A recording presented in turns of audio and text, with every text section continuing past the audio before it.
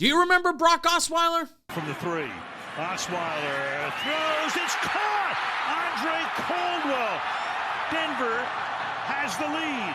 Brock Osweiler was drafted by the Denver Broncos in the second round of the 2012 NFL Draft, and in the early years of his career, he spent most of the time backing up quarterback Peyton Manning. In fact, in the first 3 years of his career, Osweiler had only 30 pass attempts, but nevertheless, he was thrusted into game action late in 2015 after Peyton tore the plantar fascia in his left foot, and up until that point, though, Peyton was having a bad year anyway. Through 9 starts, Manning only had 9 touchdowns and a whopping 17 interceptions. But the Broncos' defense was so good that it didn't matter. And through those bad 9 starts, Manning's Broncos were still 7-2. But it was up to Osweiler to finish strong for the Broncos, and that's exactly what he did. In 7 starts, Osweiler threw for nearly 2,000 yards, 10 touchdowns, and 6 interceptions, with the Broncos going 5-2 in those games. When the playoffs rolled around, Peyton Manning was healthy enough to play. However, there was a serious debate and a conversation amongst fans and analysts about whether or not Peyton should take the reins back when Osweiler was performing just flat out better.